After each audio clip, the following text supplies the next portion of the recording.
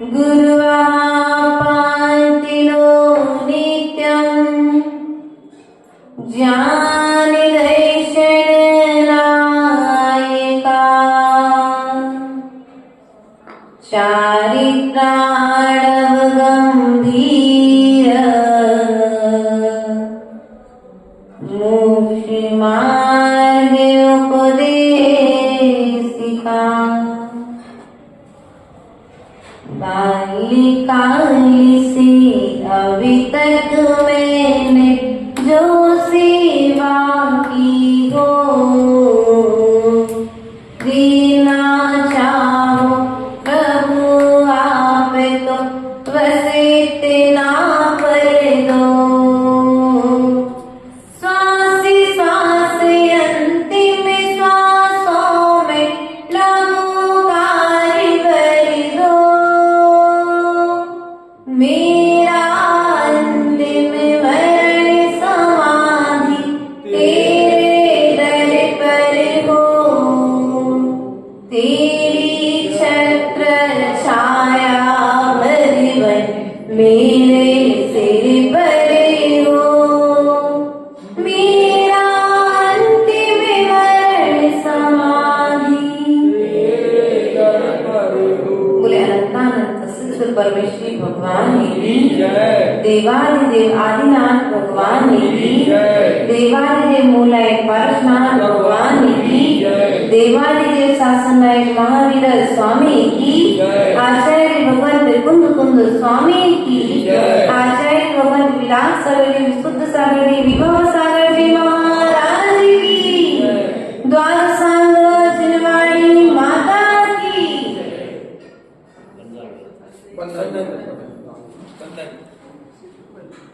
प्रिय बंधु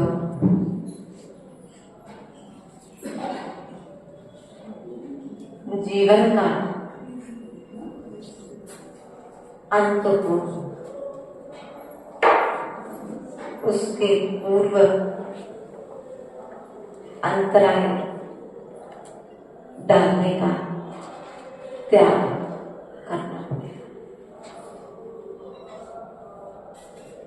आज हमने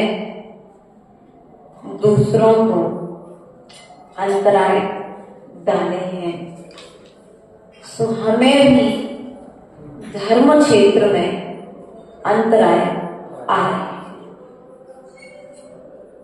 इसलिए यदि जीवन में तुम्हारे अंत समय में कोई अंतराय न आए तुम्हारे अंत समय में कोई अंतराल श्रेष्ठ न रह जाए इसलिए वर्तमान में अंतराय कर्म के बंध से बचने की जरूरत है।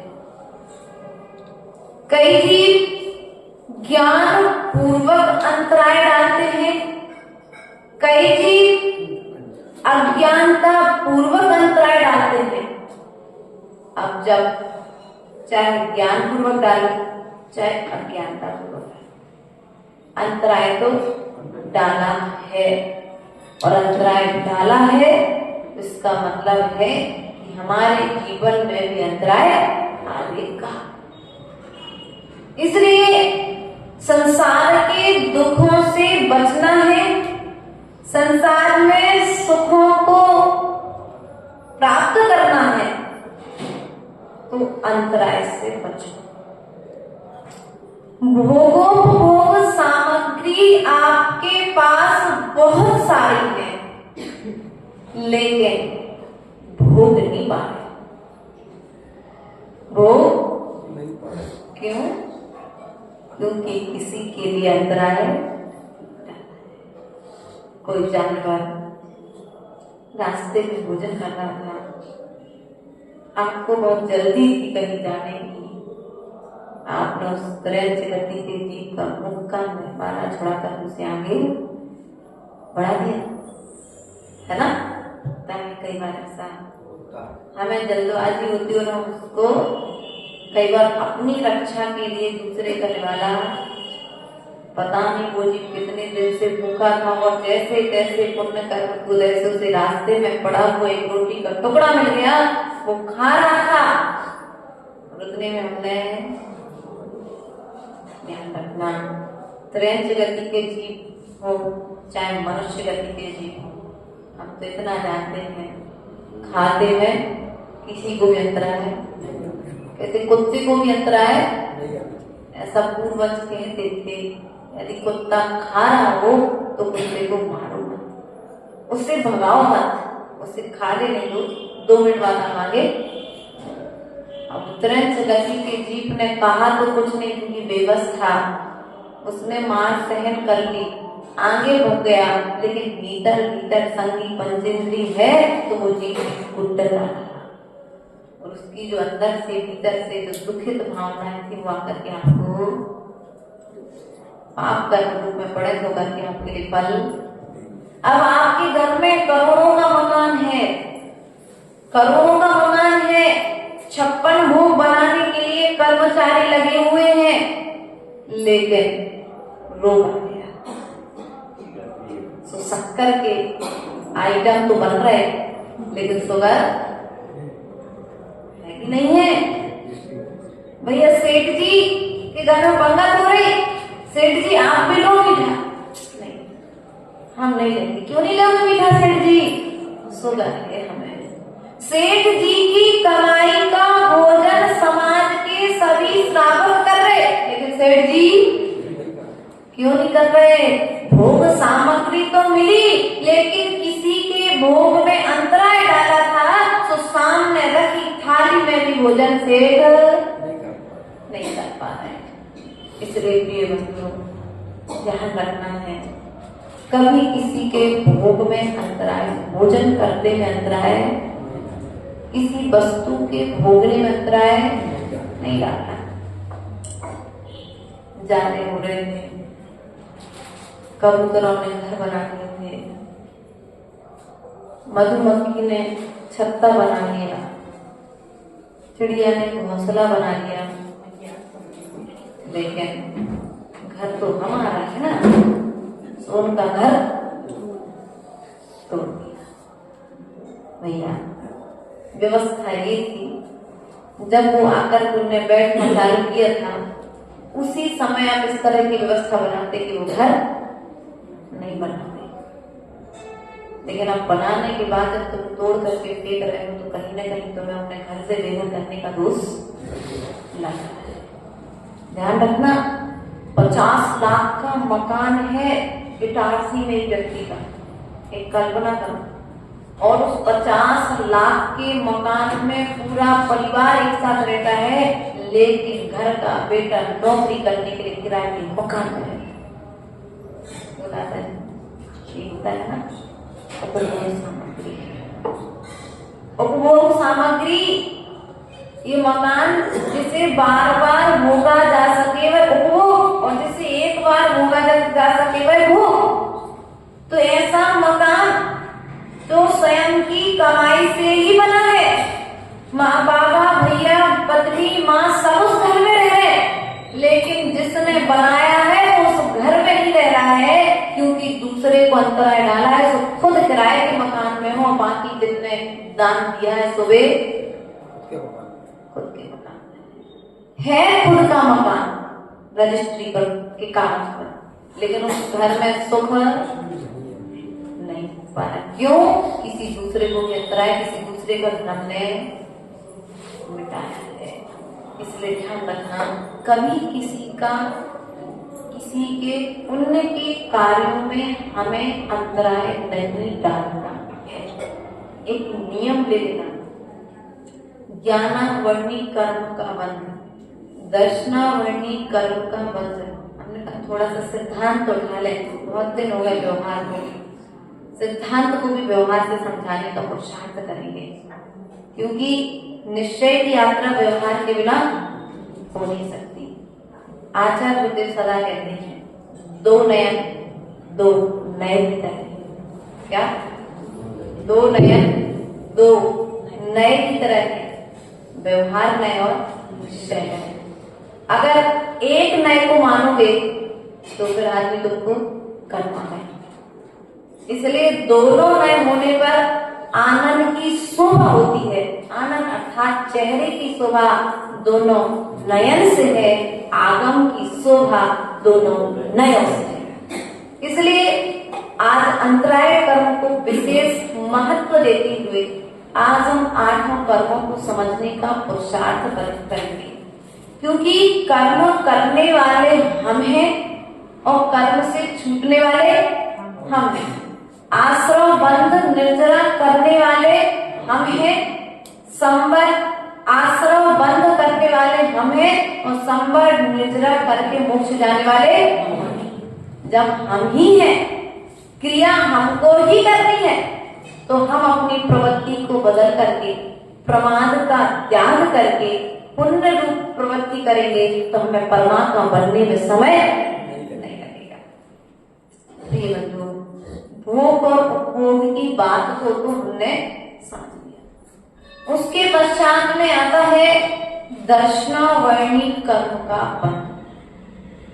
हम मंदिर आना तो चाहते हैं, बिल्कुल दीवार से दीवार लगी मंदिर से, ज्यादा दूर नहीं है घर, लेकिन फिर भी बाजू में बैठे होने के कारण मंदिर के दर्शन नहीं कर पा रहे। कारण कभी किसी को अंतराय, हम मंदिर में सबसे आगे खड़े हैं, पीछे वालों को भगवान देखे चाहे दर्शन कर रहे हैं, बैठ के कर लो थोड़ा सा, किसी को अंतराय लगेगा तो तुम्हें भी कल अंतराय है।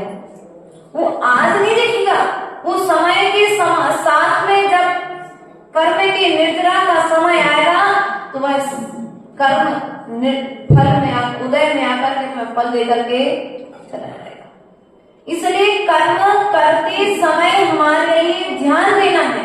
माताओं, रोटी जब तवे पर रखते हो जब ध्यान देते हो कि रोटी जब जल जाती है तब ध्यान देते हो? रोटी में पहले ध्यान नहीं दोगे तो आटा जब आप उसनते हो उस समय ध्यान देते हो कि जब लोई बनाने लगते तब ध्यान देते हो? यदि पहले ध्यान से आटा अच्छा उसनोगे तो रोटी अच्छी बनेगी। देखो हमने ज्यादा तो नहीं बनाया, लेकिन फिर भी ऐसा सुना है।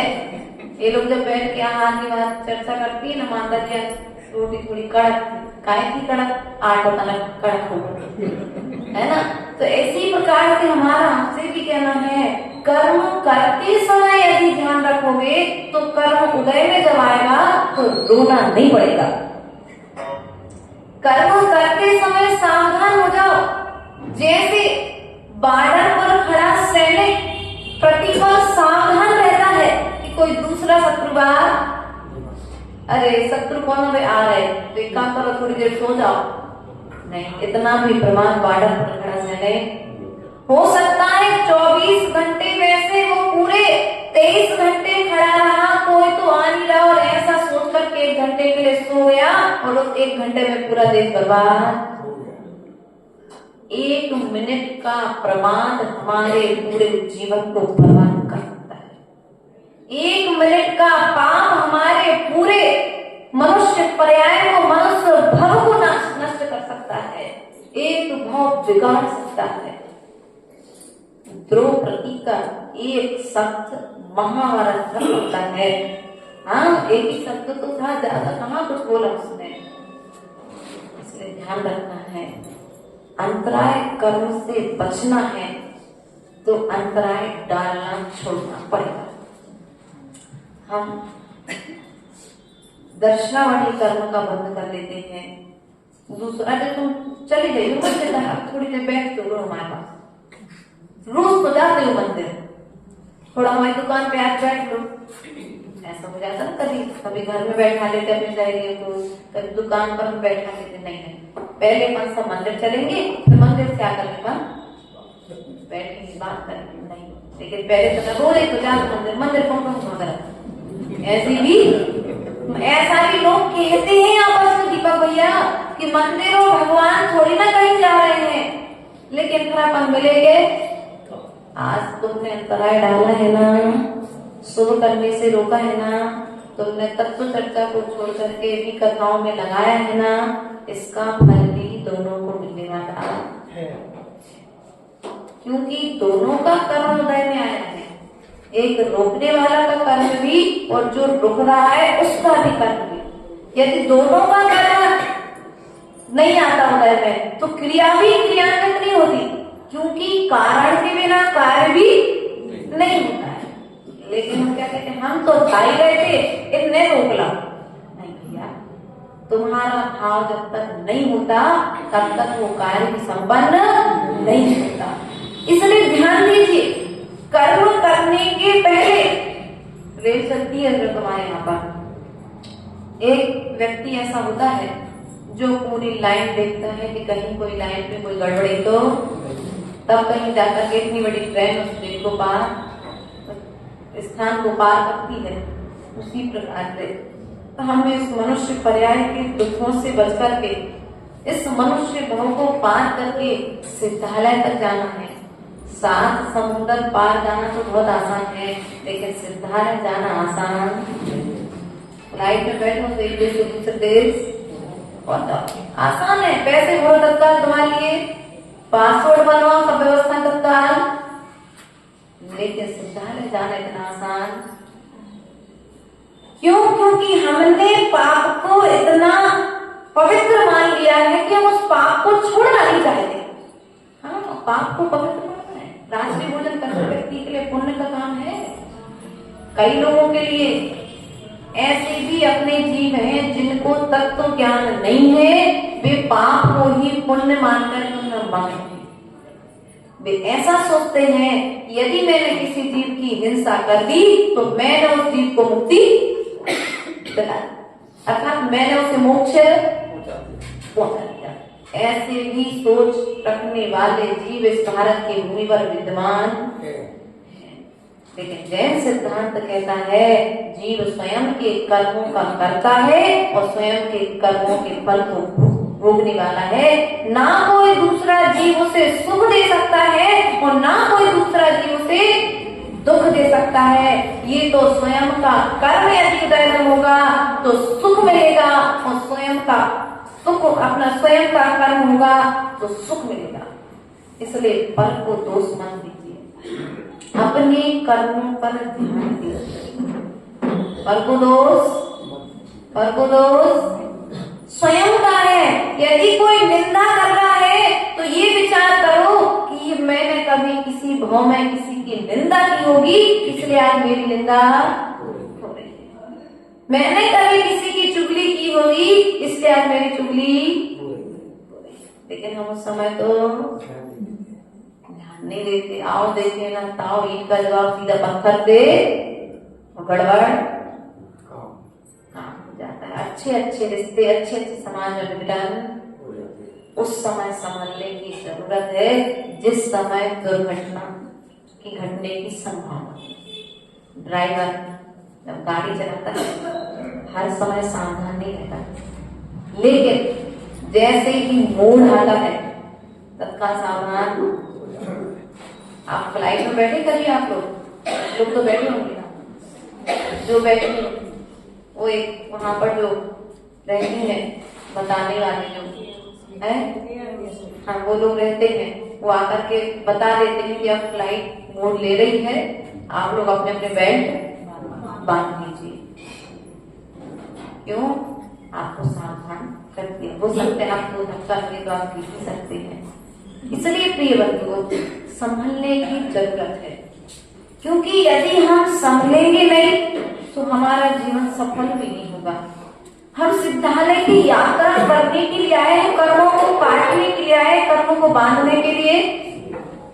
भैया, कर्मों को बांधने के लिए नहीं आए, लेकिन कार्य क्या कर रहे हैं? कर्मों को बांध, पर को दोष देकर के, पर को अच्छे कार्यों से रोक करके हम स्वयं अपने जीवन में अंतराय पैदा कर रहे हैं। हमारे दुख का कारण हम स्वयं हैं, कोई दूसरा नहीं। ध्यान रखना, रवि व्रत किए होंगे आपने बचपन में, कथा पढ़ी उसकी? हाँ, मनोवती की कथा पढ़ी कि नहीं पढ़ी? कमठ के जीव की और पारसनाथ की कहानी सुनी? सुनी। सुनी और पढ़ी तो है लेकिन आचरण में, इसलिए ध्यान रखना है कभी कोई किसी भी धार्मिक कार्य को करे तो रोकना मत। रोकना हो सकता है उस जीव का कर्म उस क्षेत्र में धन को लगाने से कटने वाला जैसा अकृत पुण्य का कर्म कटा था। हो सकता है उसने उसी जगह का स्थान का कभी किसी भाव में भोग किया हो तो उसका कर्म वहां से। एक व्यक्ति जो पहले बहुत संपत्ति वाला रहा लेकिन जब पाप कर्म को आया तो संपत्ति भी छोड़कर के जाने लगी। वो मुनिराज के चरणों में पहुंचा। ये सच्ची घटना है वर्तमान की। और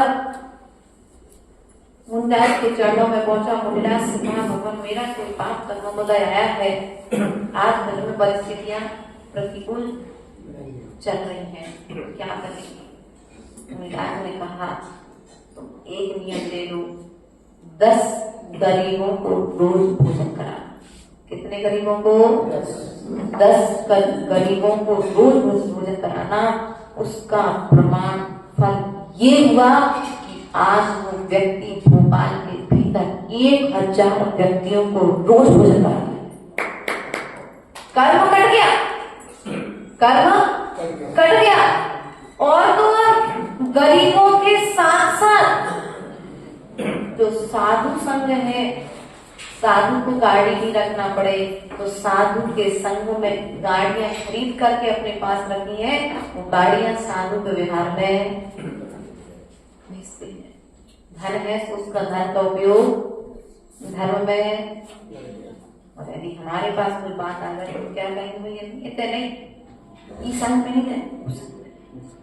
ऐसा करके क्या करते हैं हम? क्या करते? देखो ये यहाँ हिदायती वाले नहीं है ऐसे, तुम ऐसा नहीं सोचा तुम लोगों से कह रहे हैं। हम तो सब जगह घूम करके आए हैं, देख करके आए हैं समाजों की स्थिति, श्रावकों की स्थिति। बल्कि भगवान महावीर स्वामी ने समूह शरण में बैठ करके भेद विज्ञान की बात सिखाई है, भेदभाव की बात। हम क्या करते हैं? कर लेते कि नहीं कर लेते? देखो तुमने ऐसा करके अगर साधु के बीच में तुमने भेदभाव किया है तो साधु का तुमने कुछ भी नहीं बिगाड़ा। इस बात को ध्यान रखना। साधु का तुमने कुछ भी नहीं बिगाड़ा। बिगाड़ा किसका है? अपने खुद का। अपने जीवन में स्वयं अंतराय किया। अब तुमने आज कोई साधु, एक एग्जाम्पल समझना, कोई साधु नगर में आए, जिस संघ को आप मानने वाले थे उस संघ के भी थी, दूसरे संघ के साधु आए और आपके पास मनी भैया पहुंचे, भैया चौका लगा लो। अरे हम तो खूब अच्छे चौके लगाए, शक्ति नहीं है, हमको ही बोलना पड़ता है याद है, रुक जाओ, है ना? तो उन्होंने कहा नहीं, कौन से संघ के साथ पहले बता। अच्छा उस संघ के? नहीं हम नहीं लगा सकते। क्या हुआ? तुम्हारे दरवाजे पर सम्यक दर्शन ज्ञान चारित्र रूपी रत्नों को तुम्हारे दरवाजे पर लेकर के आए थे और तुमने उन्हें ठुकरा दिया। रत्नात्रय की अभिनय कर दी। जो माताएं रत्नात्रय की व्रत करती हैं उन्हें भी रत्नात्रय का फल मिलने वाला, क्योंकि साक्षात वे अचेतन जो तुम किताब में पूजा पढ़ रही हो, पूजा तो खूब अच्छे से पढ़ रही, 3 दिन तो पास करते हैं निर्जल। ये लोग जब करती है व्रत, ये लोग मतलब सब जगह की मानता है ना, तो क्या करती? 3 दिन के निर्जल करेंगी, एक आसन करेंगी। कोई तो मौन से करते हैं पूरा, मौन लेकर के 24 घंटे का पूरा मौन लेकर के 3 दिन का मौन लेकर के अपने जीवन दिन को व्यतीत करती हैं। लेकिन जब साक्षात हमारे सामने रत्नात्रयधारी आते हैं तो उनकी सेवा भेदभाव में, संघवाद मतवाद में, ऐसा करने से आपने क्या किया? साधु का स्वयं के जीवन में अंतराय डाला कि नहीं डाला? और जब तुम ऐसा करके अपने जीवन में अंतराय डाल रहे हो तो अंतिम समय में तुम्हारे लिए नमोकार मंत्र सुनाने वाला भी कोई। तुमने ऐसा करके किसी की अभिनय नहीं की, तुमने दर्शन की अभिनय कर दी, तुमने शास्त्र की अभिनय कर दी, तुमने चारित्र की अभिनय कर दी, अर्थात नमोकार मंत्र का अपमान कर दिया। अभी आप सम्यक दृष्टि नहीं हुई। सम्यक दृष्टि भरत चक्रवर्ती जब चक्रवर्ती है, मनुष्यों का राजा है, जिसके पास में 96,000 रानियां हैं, करोड़ों घोड़ा हाथी पैदल पदयात्री हैं, वह चक्रवर्ती दरवाजे पर खड़े होकर के इंतजार कर रहा है कोई निर्ग्रंथ साधु का मुझे आज पड़गान मिल जाए। पड़गान नहीं मिला, बड़ा दुखी था। आज मेरा कौन सा पाप कर्म का उदय आया कि मुझे मुनिराज को पड़गान करने। उसने ऐसा विचार नहीं किया कि ये साधु आएंगे तब पड़गाएंगे, बेसाधु आएंगे तो हम। उस मां ने पूछ लिया, क्यों भरत, क्या बात है, आज तू उदास है? मां, आज मुझे निर्ग्रंथ मुनिराज को दान देने का सौभाग्य नहीं था। आज मेरा कौन सा पाप कर्म का उदय आया है। आज मुझे ये संपत्ति भी असार लग रही है, मुझे ये वैभव भी तुच्छ दिख रहा है। मेरा पाप कर्म कैसा तीव्र उदय है। बड़े लोग होते हैं ना तो वे तुच्छ आचरण नहीं करते, और जो तुच्छ लोग होते हैं वे उच्च लोगों की सेवा भी नहीं कर सकते। इस बात का ध्यान रखना।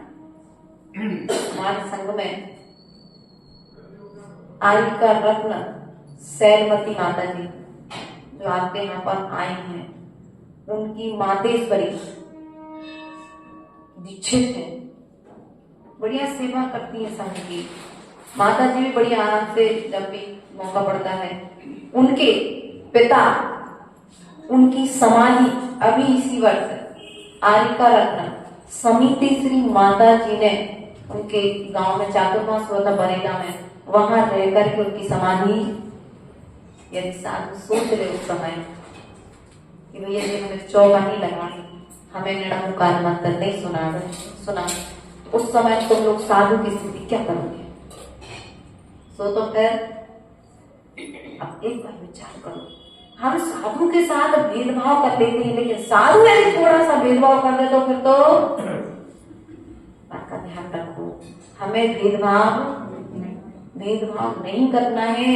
हमें सम्यक दर्शन, सम्यक ज्ञान और सम्यक चारित्र को प्राप्त करना है। इस मनुष्य में हम उत्कृष्ट चारित्र को पालना चाहते हैं, अंत समय में समाधि मरण चाहते हैं, तो हमें संतों की सेवा करनी पड़ेगी। हम तो ये जानते हैं राजा श्रेणी धन्य है जिसने अपने सम्यक दर्शन को संभाला है। परिस्थितियां भी कैसी रही, लेकिन उसने सम्यक दर्शन में दोष पढ़ा। श्रेणी चरित्र नहीं पढ़ा हो तो रखा है अलमारी में, पढ़ लेना। 11वें पर्व से 14वें पर्व के बीच की घटना है।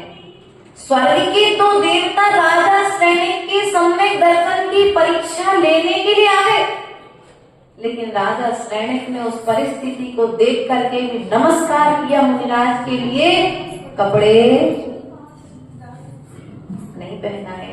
क्या करते हैं आज मूलाचार ग्रंथ में बटके स्वामी ने स्पष्ट कहा है कि जो निर्ग्रंथ बनाता है उसे ही वस्त्र पहनाने का अधिकार है, जो वस्त्र पहने हुए है उसे वस्त्र पहनाने का अधिकार।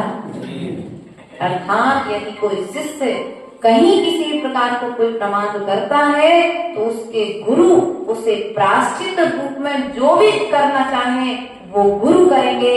समाज को अपने आगे निर्णय लेने का अधिकार, हमारा तो अधिकार है स्थितिकरण करना। क्या करना? स्थितिकरण।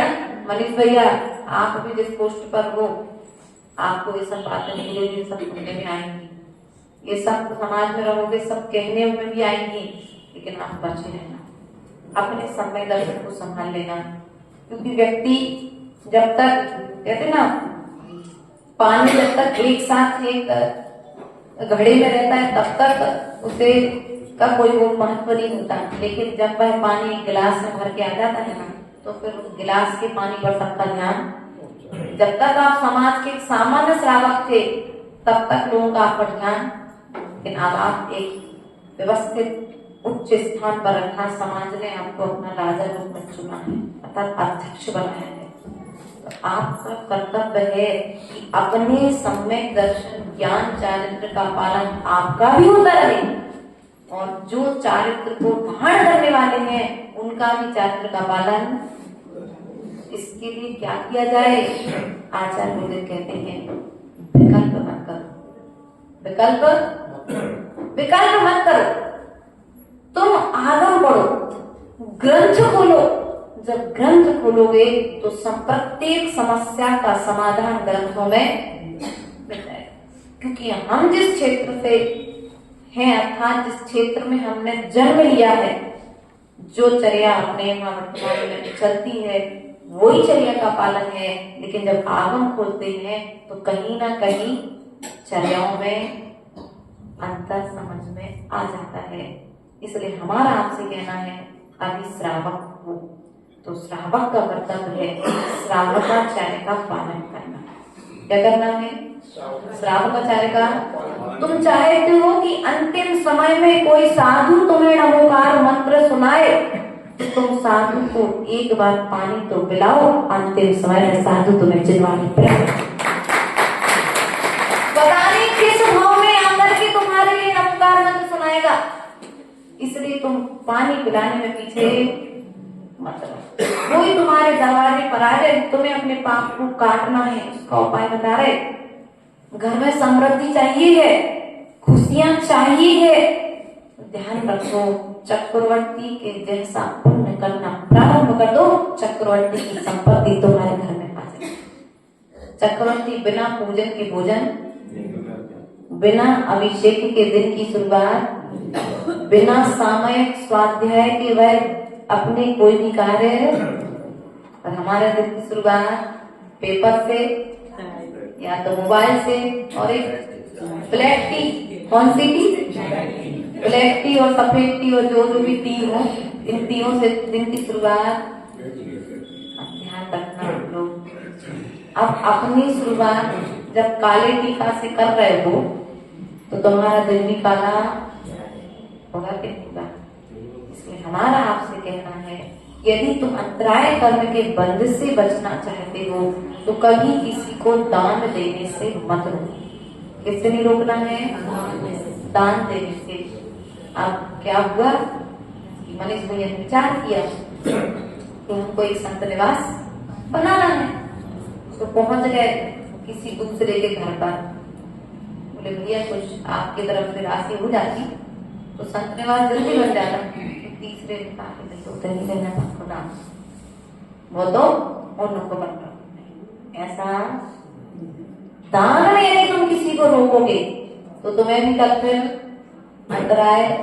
तुम किसी को चौका लगाने से रोकोगे तो कल तुम सोचते रहोगे कि मुझे चौके में आहार देना है, साधु का आहार कराना है, तुम चाहोगे तो, लेकिन अंतराय कर्म ऐसा आएगा कि तुम चौका लगा नहीं पाओगे, तभी शरीर साथ नहीं देगा।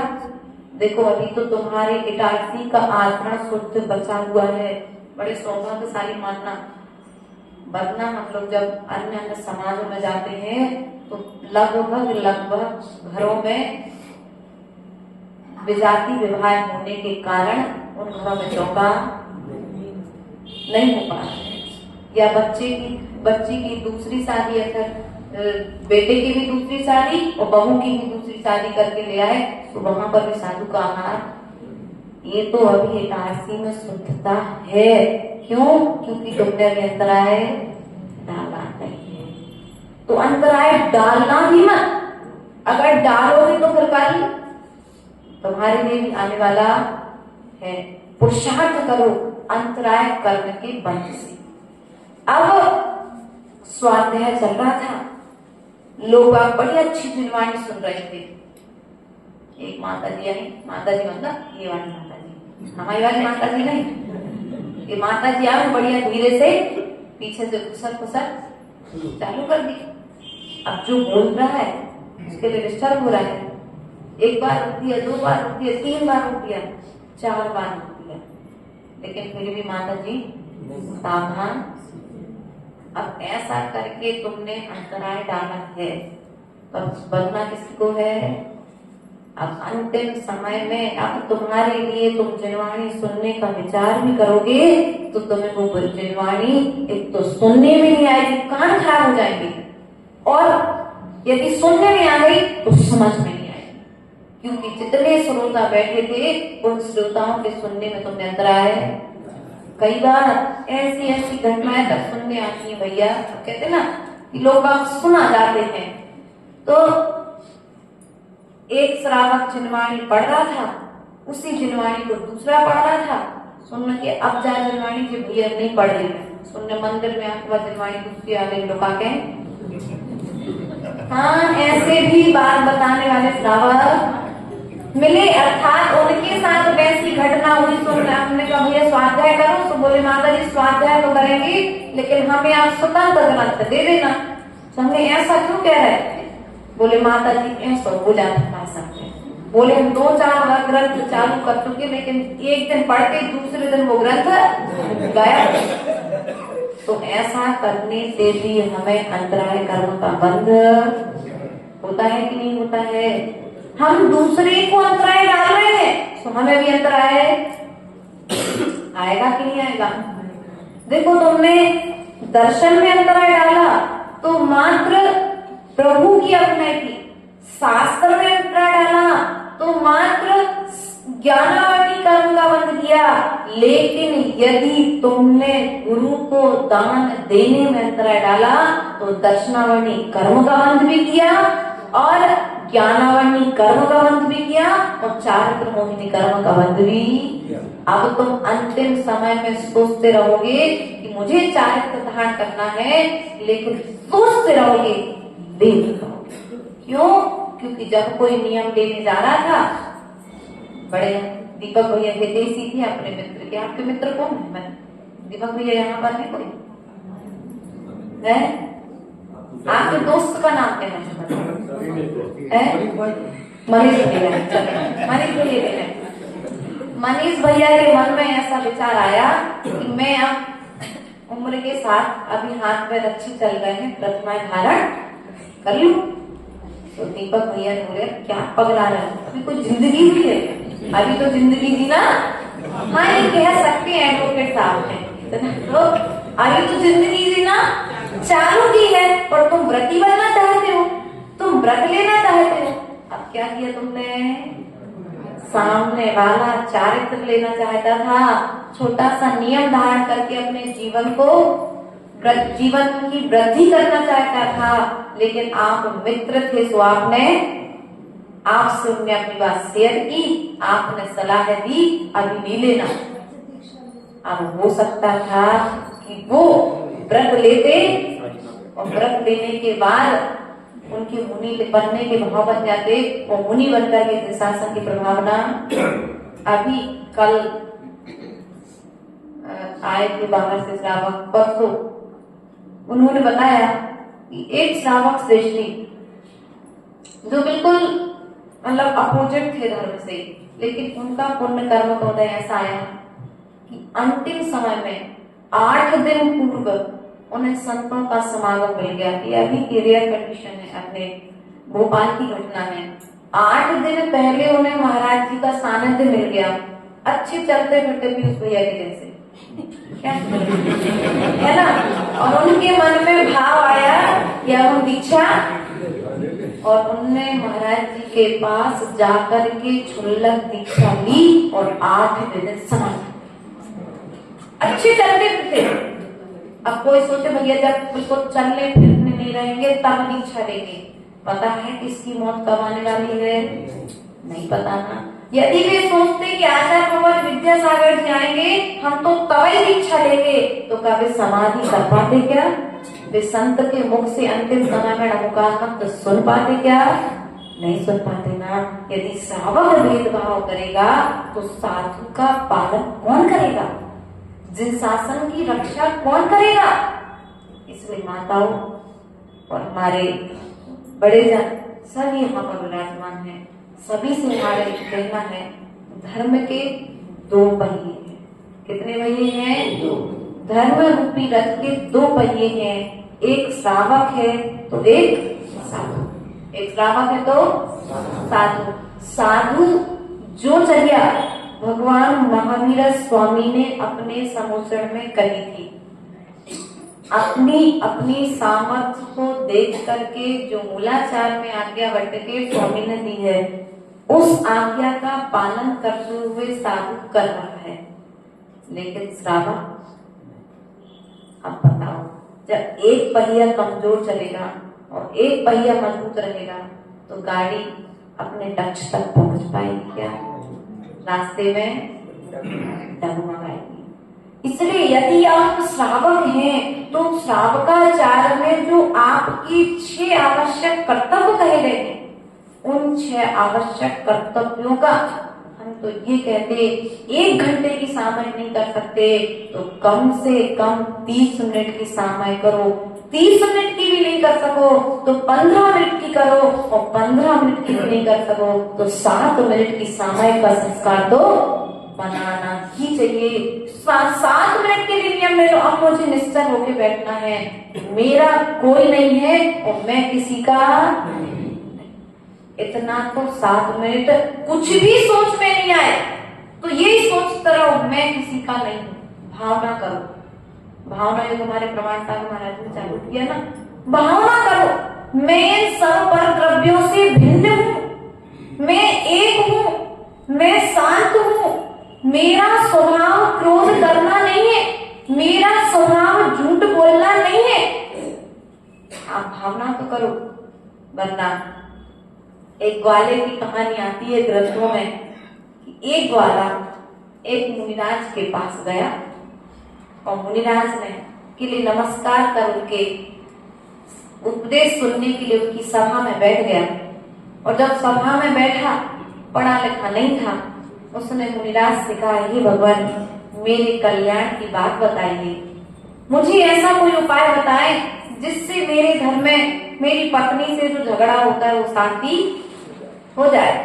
मुनिराज ने कहा ठीक है, एक काम करना, सोहम की जाप करना। क्या करना? सोहम, मैं आत्मा हूं, ऐसा चिंतन करना। तो वो जाकर के एक गुफा में बैठ गया ध्यान करके। अब सोहम तो भूल गया, अब सोहम क्या करने लगा? ध्यान करने में सोहम की जगह क्या करने लगा? सोहम। ग्वाला था ना, गाय चराने जाता था, तो उसने गायों को भैंसों को सबको छोड़ दिया वहां जंगल में, तो ये चरेगी, तब तक मैं मुनिराज ने कहा सुमंत्र का जाप कर लेता हूँ।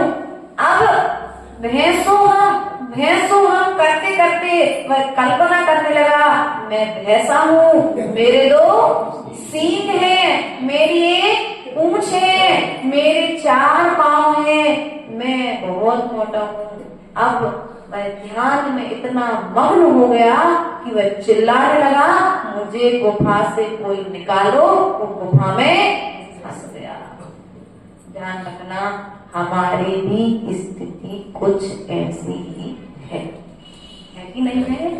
धर्म करते हुए भी धर्म को हम अपने तरीके से करना चाहते हैं। जो मार्ग जिस प्रकार से बताया गया है, यदि उस प्रकार से करोगे तो तुम सोहम का ध्यान कर पाओगे, और अपने तरीके से चलोगे तो सोहम की जगह फिर भैंसोहम, वो भैंसोहम होगा तो फिर तुम्हारे भी 2 सींग, 4 पांव, एक पूंछ और बड़ा सा पेट निकल आएगा, और जाकर के फिर हम भी ऐसे ही फंसे हुए हैं। संसार में फंसने का कारण यही है हमारा। इसलिए प्रयास और पुरुषार्थ करिए कि तत्काल को देख करके प्रकार का निर्णय मत लीजिए।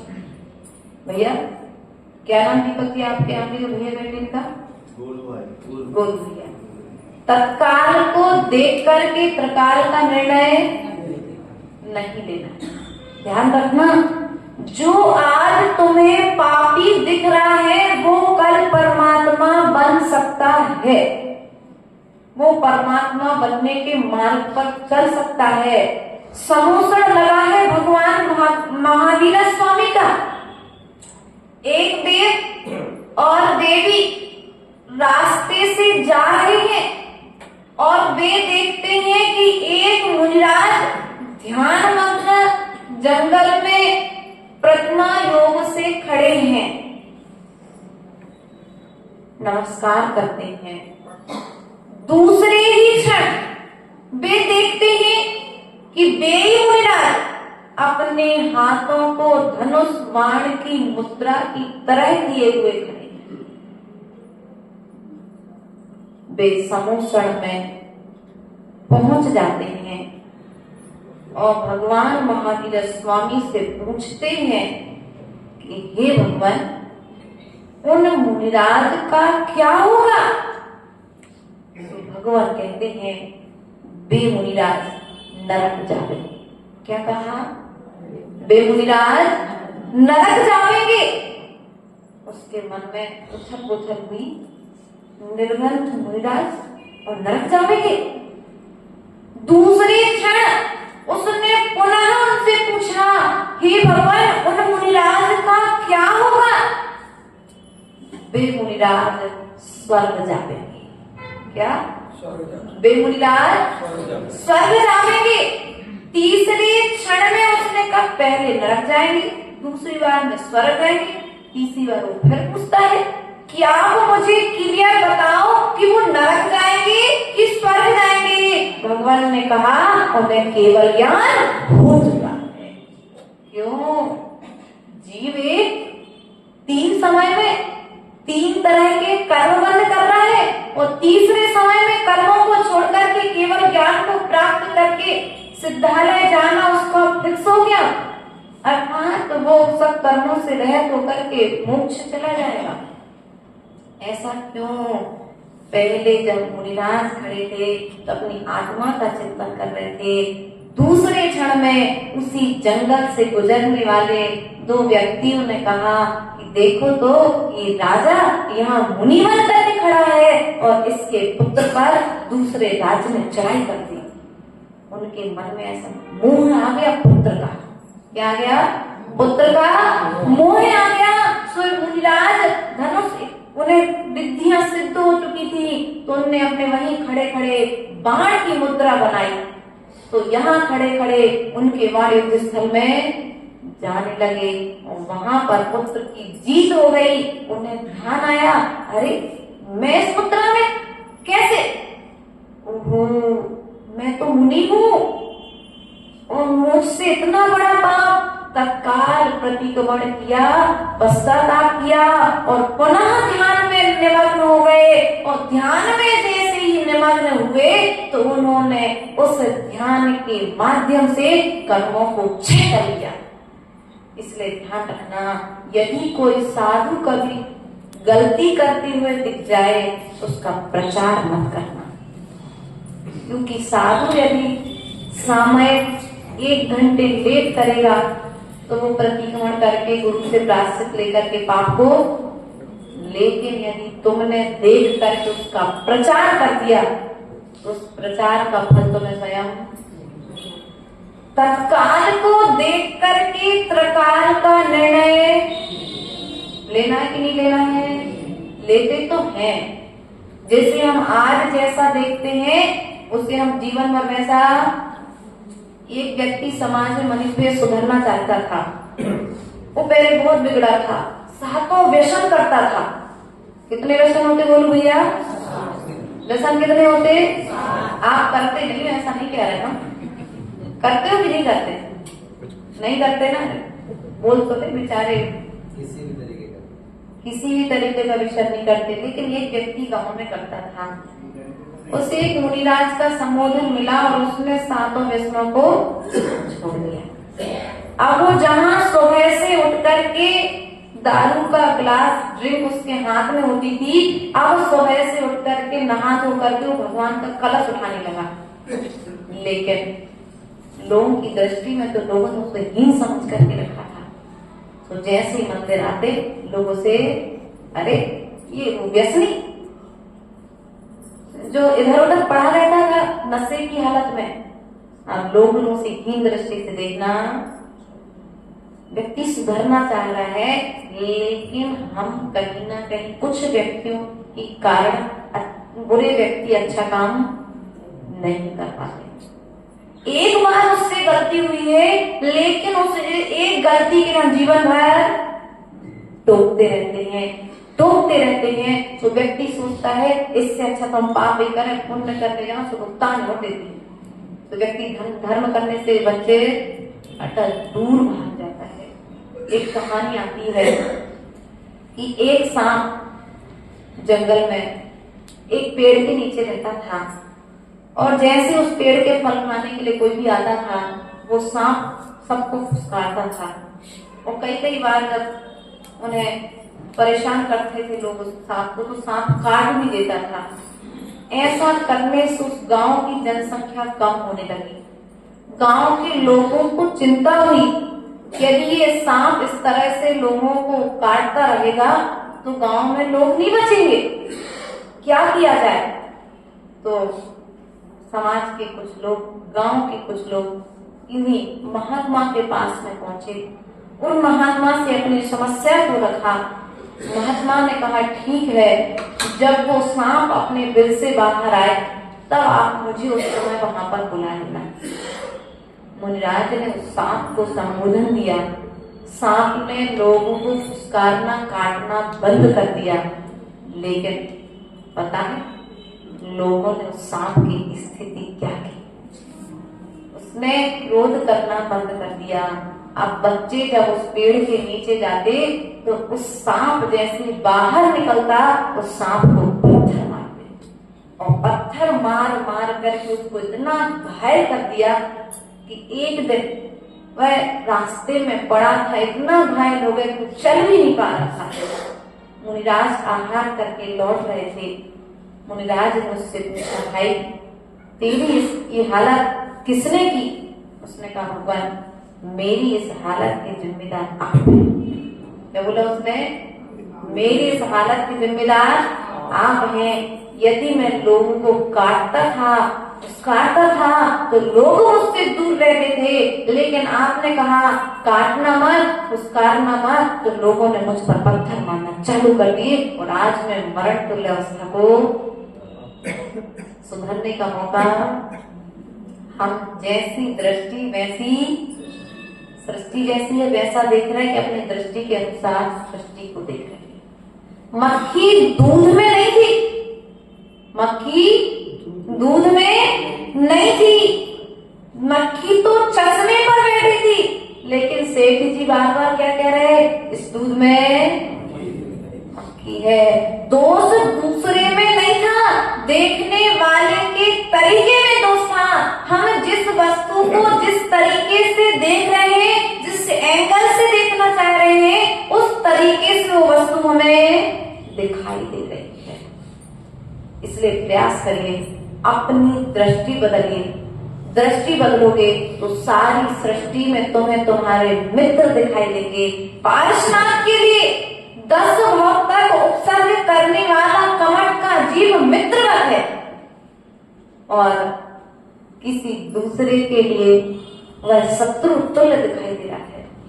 पारसनाथ ने कमठ के विषय में एक बार भी बुरा नहीं कहा, बल्कि ये कहा, ये तो मेरे कर्म निद्रा का साधन है। क्या कहा? अगर सास बुरा कह दे तो बुरा मत मानना, कोई बात नहीं। मैंने सास को पूर्व में सास बन के सुनाया होगा, तो आज सुना, ऐसा सोच लेना। तुमने पूर्व में सुनाया है, तो आज सुनना, धैर्य रख लेना, तो कर्म बंध से बच जाओगे। वरना नए कर्म से बन जाओगे तो फिर संसार से छुड़ाने वाला कोई दूसरा। इसलिए स्वाध्याय करना प्रारंभ करो, कर्म बंध से बचो, अंतराय कर्म के बंध से बचो। कोई यदि किसी भी तरह के पुण्य के कार्य करता है, धर्म के कार्य करता है, तो उन धार्मिक कार्यों से उसे रोको मत। व्रत धारण करना चाहता है तो रोको मत।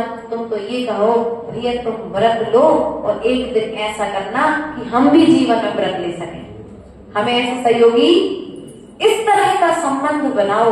लेकिन हम क्या करते हैं, नहीं नहीं आज नहीं, बच्चे छोटे हैं। अरे बच्चे छोटे हैं तो क्या हो गया, बड़े हो जाएंगे। बच्चों को भोजन बना के तुम ही तो खिलाते हो। तुम सोले में खिलाओगे तो बच्चे सोले का भी खाएंगे, तुम बिना सोले में खिलाओगे तो बच्चे बिना सोले का भी खाएंगे। तुम शुद्ध खिलाओगे तो वो शुद्ध खाएंगे, अशुद्ध खाओगे खिलाओगे तो अशुद्ध खाएंगे। तुम अपने प्रमाद को त्यागोगे तो घर में रहकर भी पुण्य करा सकते हो, और यदि प्रमाद नहीं त्यागोगे तो सब पाप के भागी बनेंगे। इसलिए एक ऐसा माहौल अपने घर में, परिवार में, समाज में निर्मित करिए जिससे धर्म की प्रभावना निरंतर सब जगह सर्वत्र होती रहे। इन भावनाओं के साथ बोले परम पूज्य आचार्य गुरुवरेण्य भव सागर जी महाराज की अहिंसा है विश्व धर्म की। जब जीवन का अंत हो मेरे सामने एक संत हो, जब जीवन का अंत हो मेरे सामने एक संत हो, मेरे ओठों पर अरिहंत हो महावीर का वह पंथ हो, मेरे ओठों पर अरिहंत हो महावीर का वह पंथ हो। कसायों की आग में जलता जलता आया हूँ, कसायों की आग में जलता जलता आया हूँ, वासना की राह में चलता चलता आया हूँ, वासना की राह में चलता चलता आया हूँ। दुख भरी सी यात्रा का हो, दुख भरी सी यात्रा का सुखद अंत हो, जब जीवन का अंत हो मेरे सामने एक संत हो, मेरे ओठों पर अरिहंत हो महावीर का वह पंथ हो। तन में जब तक श्वास है मन में एक विश्वास है, तन में जब तक श्वास है मन में एक विश्वास है। मुक्ति की ही प्यास है पंडित मरण की आस है, मुक्ति की ही प्यास है पंडित मरण की आस है। तने अचल और मने अमल हो, तने अचल और मने अमल हो,